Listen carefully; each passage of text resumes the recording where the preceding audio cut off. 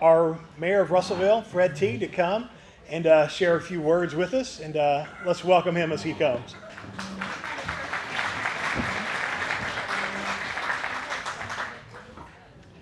Welcome to everybody. This is really an amazing celebration. As I was sitting there with Sheriff St. Jones, and we were kind of talking, and Judge McCall, and this really kind of started with Larry Powell and Shane and I and Paul Chapman got on a Zoom call. Gosh, I don't even remember how long ago it was. It was a long time ago. And then this birth of 100 Families Restore Hope in Russellville, and just it's really amazing to look back and how everything really fell in place. I was moved out of the way, and Jeff Piker was put in position to be able to make this thing successful. And so really Clay McCall was put in a position to be able to, all of the right players were put into a position to make this successful, and then to come into partnership with those that have already been here. You know, you look at Sky Mitchell back there that's been working for years with this community, and then all the other people that are in place making this happen. And today we get to come and celebrate true life change. And it's, you know, Judge McCall was talking about just the aha moment that he had a while back of how he didn't realize how big this initiative and all of this was. But literally what we're celebrating today is generational change. You know, the gospel says love God and love people. When you talk about loving people, you get in the deep end. You really get in there. You get in there wherever it's at. You get in there. If the gospel's not interrupting you in the middle of the night or in the middle of your family time, then you're not really living out the gospel, because it's really when you get in the deep end with the people's lives and where they're at, you're really being effective, and you're bringing about that generational change. You're investing knowledge and information, and you're investing yourself into their lives.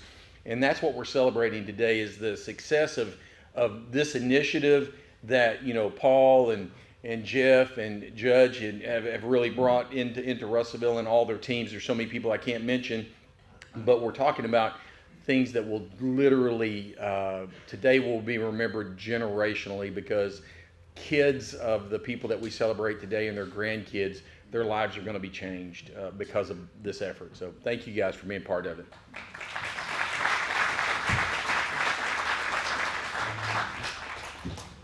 Paul Chapman, the Executive Director of Restore Hope, is going to come and share with us for a moment. Attention to the agenda, sorry.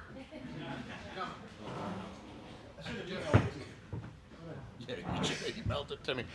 Hey, welcome everyone. Thank you so much for taking time to be here, and thanks so much for what you do to make this community better and to help folks.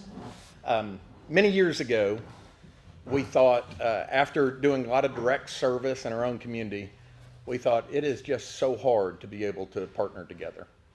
There are so many difficulties, and the people that we're trying to help need more than any one of us or our agencies could provide, regardless of how much resource we have in our own agency.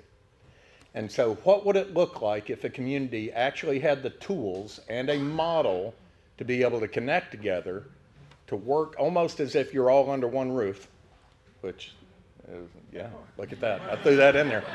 I was getting the appreciation nod from the pastor there.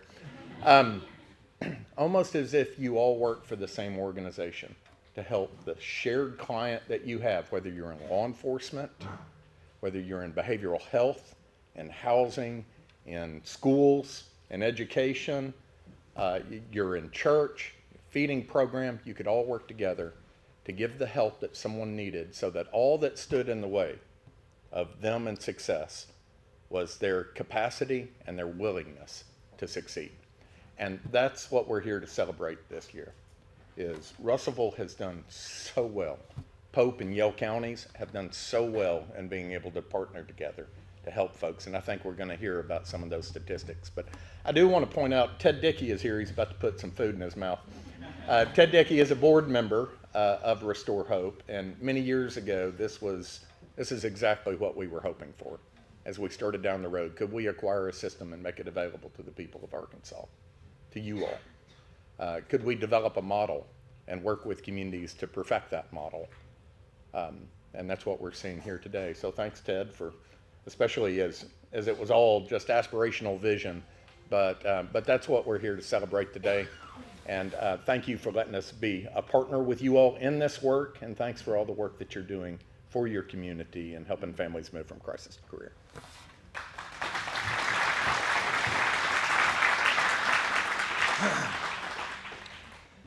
Those, I usually don't get emotional unless it's a sports movie, something that really matters. Field of Dreams, Dad have a catch, gets me every time. Other than that, I'm pretty emotionless. But watching these families and the families that were there, especially at the very end, a year ago at this time, they weren't a family.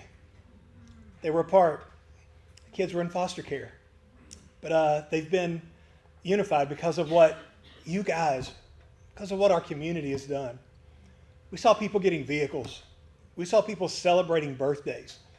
And a lot of times, and I say this a lot of people pat us on the back, 100 Families, saying, you guys did a great job. Yeah, we don't do a lot. It's you guys. And I love that. It's a reflection of some of the things that you have done this year, and it's simply amazing. Thank you guys for being here. Thank you for doing what you do. And this is indeed a community celebration because we get to look today and celebrate as a community what we've accomplished. And victory is always so much sweeter when it's with a team. And the most successful teams I've been on, they really don't care about credit. All they care about is winning. And that's what you guys do. You care about winning. You care about helping our families. And got some great examples of that. I want to kind of show you guys just a little bit real quick about some of the things that we as a team have been able to accomplish this year. And I know slides are kind of hard to see for all of us. But I want you guys to know that this year, 100 families, us as an alliance, we have served 203 families. Pretty cool. In the last 12 months, we've seen 47 of those families move from crisis to career, to a place where, hey, we don't need you anymore. Isn't that amazing? There's some individual things that I want to highlight. And the little bar graph at the bottom, you look at it and you're like, okay, great. I love this. I spend so much time looking at these, I call it the scoreboard. When our participants come in, we do an initial assessment. We find out where they are. We find out what's going on in their life. And then every 30 days, we redo that assessment so we can track the progress of our families. And so from the initial assessment to the most recent assessment, that's how we get these scores and these percentages.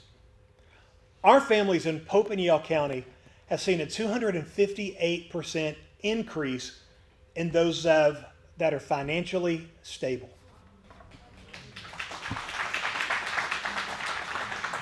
A 221% increase in those who are stably housed. Think about that. Hey, let's do this real quick. If you are a part of our community and you work in housing, would you stand for us, please? Stand, or I'm going to call you out. Stay standing. With Universal Housing, and this is with Russellville Housing Authority, we could not have those numbers without them and their team and their vision to help our people in our community. So let's give them a big, big hand. Thank you, guys. Employment, people that are gainfully employed. And we're not talking about, 12 hours here and there. We're talking about people that have a life-changing job. We've seen a 55% increase in gainful employment. Isn't that amazing? And we have some of those friends here too. So if you are some of our employment helpers, would you please stand with me, please? That's these people in this front table up here. Hey, they go above and beyond. They do job fairs. They reach out to our people. They're amazing. a lot of our families have a past. A lot of our families have felonies. That's not an obstacle to them. They help our people find jobs, and thank you guys so much for what you do. Food security. We've seen an increase of 70% of those that are stable in food security. So I think we need to give them a hand. Do we have anybody that worked with any of our food pantries, our food banks here? All right. Childcare, a huge increase, 62%. And this is one I'm very proud of. Mental health. A little over a year ago, that number was 7%. And now we're at 40% here in our community. And if you're a mental health provider, you help us with that. Would you stand? I know I have some of you guys here. Some of our counselors and mental health providers.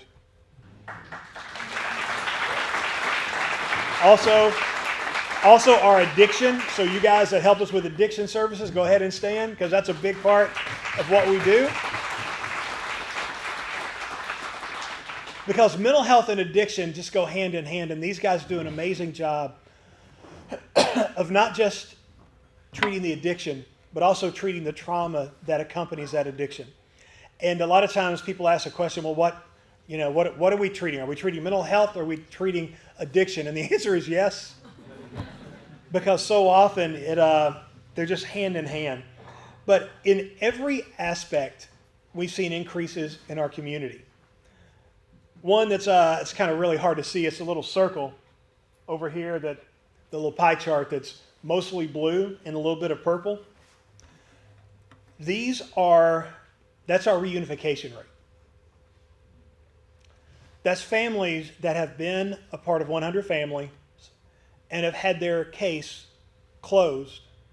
We have seen 77% of those families reunited.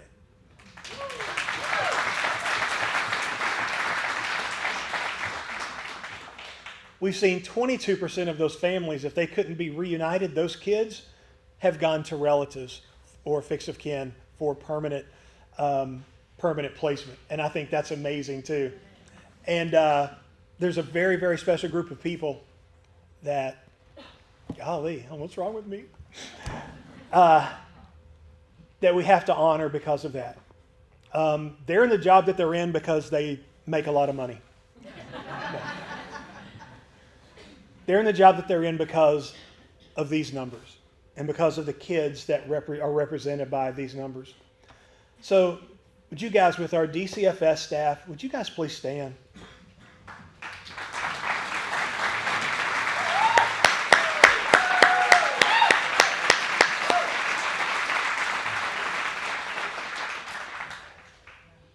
And I'm going to ask Latrice, no, I'm just kidding. Panics whenever you ask them to say anything. But we could not do what we do. Those numbers don't happen without that group of people. In fact, right now, go ahead and go to that next slide if you would. Shows you that of the families that we are currently working with, 102 of those families have an active DCFS case that's open or have had in the last 12 months. We're serving, 238 kids in Pope and Yell County. That's our why. That's why we do what we do. That's why we get up. That's why we work. That's why we learn. That's why when we have a really, really bad day and we're like, screw this, I'm going to go get a real job somewhere that you can clock out of. Wouldn't that be amazing? That's why we do what we do. One other thing I want to show you guys real quick.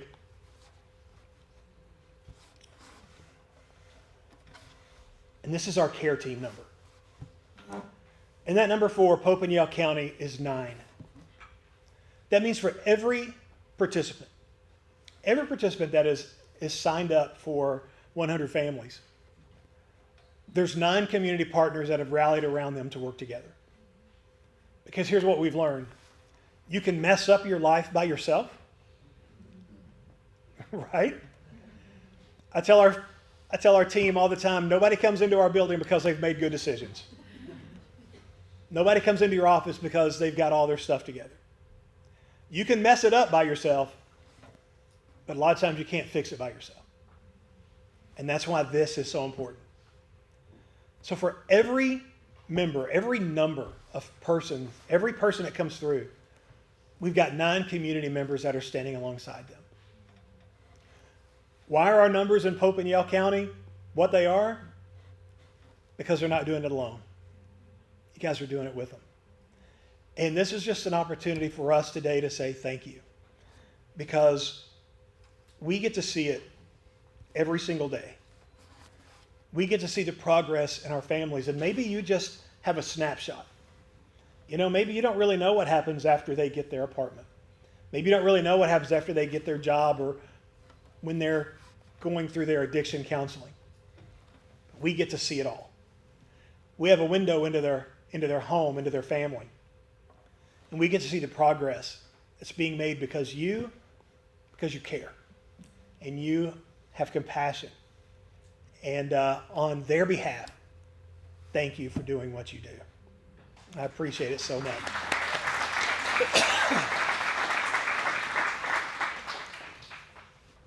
So we were talking about today and what we wanted to do and what we wanted to accomplish.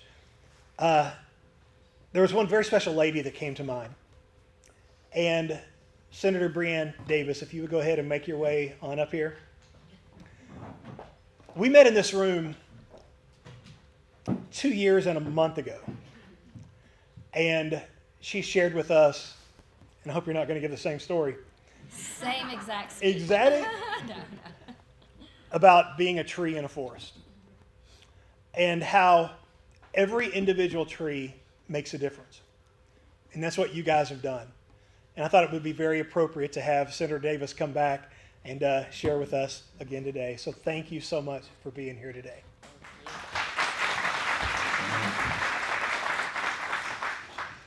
Thank you guys so much. I love seeing just the slides and what you guys have accomplished. I mean, 100% between reunification or matching with the kid's family. I think that's incredible. And it makes me emotional too, just thinking about, what people are living through and how life is just so different. A lot of us, we wake up in a warm home and a bed and our kids are safe and we're really lucky. So, okay. You made me emotional, Jeff, and I'm not an emotional person in this. Anyways, this is the second time this year I've cried in front of people, and it really bothers me. So it's like my worst nightmare. So I love stories. I love quotes. I think it helps us just relate to work that we're doing and things that are important and helps us really take away, I think, a point. And so I don't have any stories today, any forest through the trees, but I do have a couple quotes that I want to share with you guys as you just think through the impact of community and what you're doing and the community that you've created. So there is no power for change greater than a community discovering what it cares about. And I think that is so true in what you guys see through the work you're doing with 100 families and what you've been able to accomplish. You have created a community. A community is not just where you live or geographical boundaries, but it's a group of people coming together, serving a common purpose and having a unified mission and vision for the change that you want to make. And I just think it's so true that there is no power for change greater than when people come together and say, this is what we care about, this is our mission, this is our vision, and we're going to make a difference where we are. Some people think that they are in community, but they are only in proximity. Isn't that true? We live on the edges so many times. We're not truly in community, but we're only on the proximity of it. But true community requires commitment and openness. It is a willingness to extend yourself to encounter and know the other.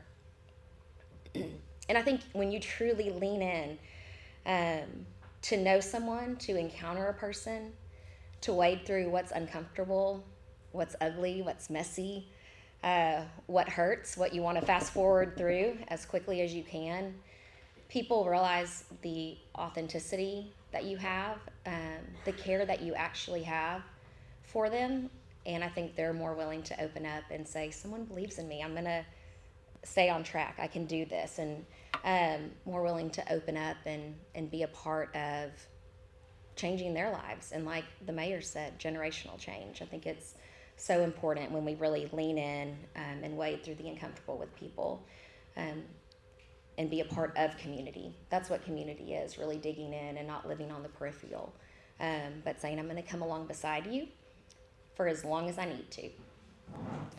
Okay, and the last quote is, alone we can do so little, but together we can do so much. Helen Keller said that, and I think that just shows truly the impact that you guys have made. I think it's very clear that one person alone, just one caseworker or, one person working on housing or one person working to get jobs, that doesn't do it.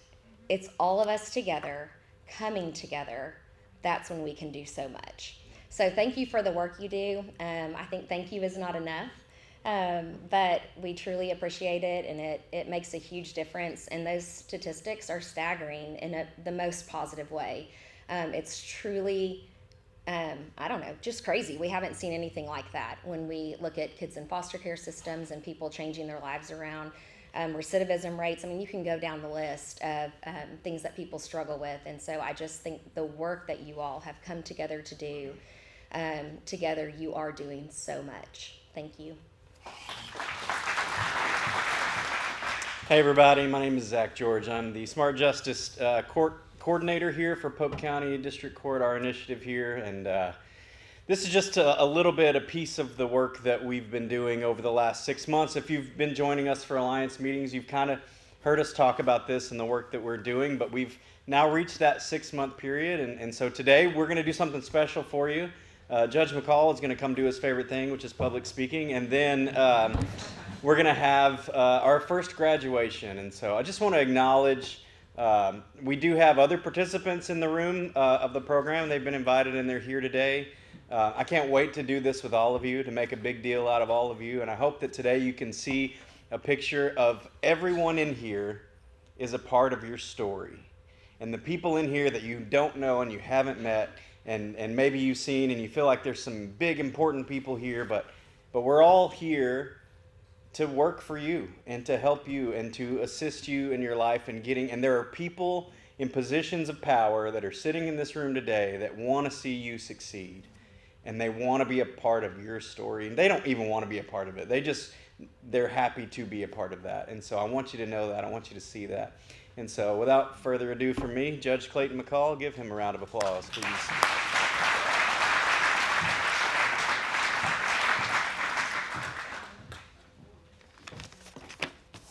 So if anybody tells you that God doesn't have a sense of humor, they're wrong. I promise you he does, because he keeps putting me in front of a group of people, and I really don't like it. All right, so that's why I have my notes. This is kind of my comfort blanket. People who've been here before, they've seen, the programs that we put on, and so often I like to talk about rats, which there's a scientific study on. I told Zach that I would not talk about rats today. Today's going to be about, this is a special day. This is something where we get to come together and really thank the people who are involved and look and see at what we've done. It's been a short time, but we've accomplished a lot. It's a big deal. For those of you who don't know me, I do love parables and metaphors, so I'm not saying I'm good at them, but I like to use them. So give me a few moments. I've got something I want to kind of read through, and then you'll understand where I'm going with it. So I've been watching a television show recently called The Repair Shop. And the premise of the show, described on its website, is a little workshop in the British countryside where broken, battered, and beloved artifacts, antiques, and curios are brought back to life. The cast of the show is a group of women and men who are artisans in different specialties, from a furniture repairman to a couple of ladies who specialize in sewing and fixing stuffed toys. In the show, individuals bring in different things that need to be repaired. These items range from a tattered pair of track shoes worn by the owner's grandmother in the 1936 Olympics to a table that one young boy was the only thing that he could remember his deceased father by. The owners of the items make a choice.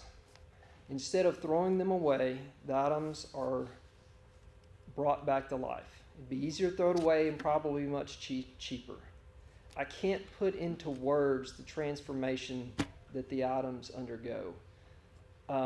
They go from wrecked to virtually as good as new. And while some of the stains of time remain, I believe those remnants of age only improves the aesthetics. There's a reveal moment when the owners of the artifacts see the repaired item for the first time. And everyone becomes emotional, some of them even being reduced to tears. And the repairmen and repairwomen who are incredibly skilled and patient artists show a tremendous amount of empathy towards the individual in the process. Throughout each episode, you see the artisans painstakingly use their skill to bring this wreck of an item back to life. And at the end of the show, during the reveal, there's an exchange between the artisans and the people who seek to repair the item. And during this exchange, the individuals thank the repairman for the artifacts, which is expected. But after that, the artisans thank the individual for allowing them to repair the items. And it's clear that they've been as moved as much or even more than the individual. And I think that's such a important thing to take away. It's a positive show, especially in today's day and age. And I'm using this as a metaphor for the Smart Justice Initiative. I think it applies to a lot of things. Apply with your relationship with Jesus as well. But I'm going to talk about smart justice today. That's for a different story that Zach's probably better at preaching than I am. So, all right. So we have become a disposable society. I think even Jerry Seinfeld talked about a joke of making fun how everything is a single serve society, even your encounters with other people. So our society is too quick to dismiss and cast away the things that we believe are broken. And let me emphasize, I say things that we believe are broken. That sort of mindset is unsustainable. While the show highlights the skills of a good craftsman and that we shouldn't be so quick to throw away our relics, what I'm talking about is people.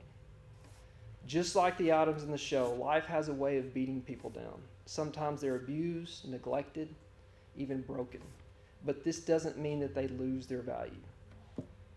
Every person in here has different paths that life placed before them. Some of those paths have compromised us. But we don't have to be defined by the mistakes. We can choose to be defined how we bounce back from them. In the show, the items, broken and in disrepair, mean something to the owners, a value upon which a price cannot be fixed. Everyone in here, look around, is somebody's son or daughter or father or mother or brother or sister or even just a friend. That value doesn't have a price, but life has a way of breaking us all, and even every one of us can use a little mending from time to time. So back to my metaphor, the items being repaired represent our participants. While life may have left them in a position where they're a little worse for wear, don't let that fool you, because the potential for them to shine lies just beneath the surface. And the repairmen in the show represent our team and everybody else in here who contributes to this process. These are incredibly skilled individuals in their craft who want to leave the world a little better than where they found it. And I want to praise them for what they do and thank them. Give a special thanks. I want to give it to Zach and Victor and Janet and Jeff. And I can't count the names in here. Everybody in here, you know who you are. Thank you for having a servant's heart. Thank you for finding fulfillment and helping those around you. But even of more importance, I want to thank the participants. And I want to thank them on behalf of the team, because I know that they would thank you as well for trusting us through the process. Especially to our graduate here today, thank you for trusting us to reform your lives. We are grateful for the opportunity to work with you in making you the best version of yourself that you can be.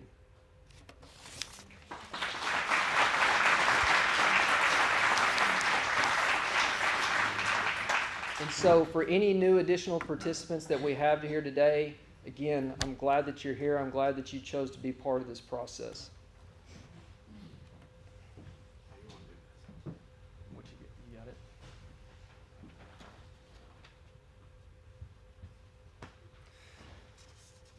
So this is Kelly Howard. She has been our shining example of what a participant should look like. She entered the program not that long ago, and she's made tremendous progress ever since. And so today is her graduation day from the program. That means she is free from listening to me lecture about anything and everything.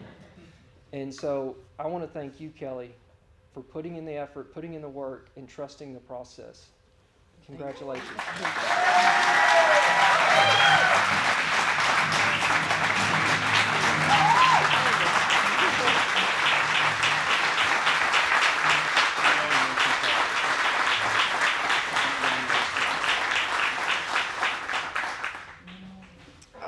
I just really want to thank Zach and Judge McCall.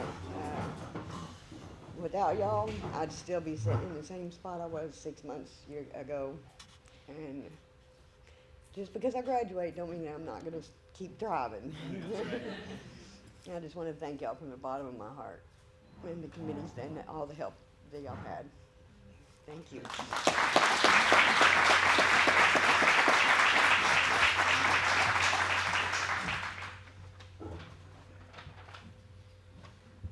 Just a quick final note. I do want to say a special thank you again to Victor, who runs probation for District Court. I want to say thank you for those of you, Christy and Medical Wellness. You guys are just invaluable members of our team, and Harbor House as well. Those of you that work in housing and Rust Bus, and there's too many to name, and I'm going to miss a few of you, but we couldn't do this work without you. We do our best to help people come up with a plan, to help come up with something that makes sense for them, but then they're pretty much left to you to go do it, and we try to help them make sense of it, but they couldn't accomplish what they accomplish without you guys, and when we don't do it. And if you were to ask Kelly, the wins that she's had are her wins. They're not our wins. She's done the work, and she's made it happen, and so... And I'll be honest, none of this would be possible here in this court without our court team, our clerks, and specifically Judge McCall. And those of you that have lived in this area and have been familiar with district court or just around, you know that this wouldn't have been possible before him, right? You know that this kind of work just couldn't have been done. And as much as he doesn't want to take credit for it, we wouldn't be here today without him and the work that he wants to do. And he's leaving the bench. His sentence is over here pretty soon. And who knows what he's going to do with himself then. But I do want to leave him here with this thank you. We have the sign made for him, which is the quote that he likes to use. Here, you can come take a look at it. Also on the bottom, there's a little rat there for you. So.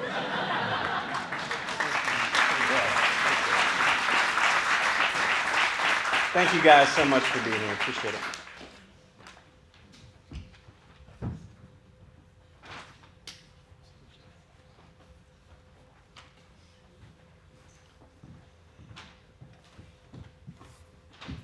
Thank you. I know it's something that we've said over and over, but every family, every individual, every success is because of you. And I know it's easy to get overwhelmed. I mean, how many of us have had phone calls while we're sitting here? You know, we've had to ignore. It's easy to get overwhelmed. It's easy to think that you're not making a difference, but you are.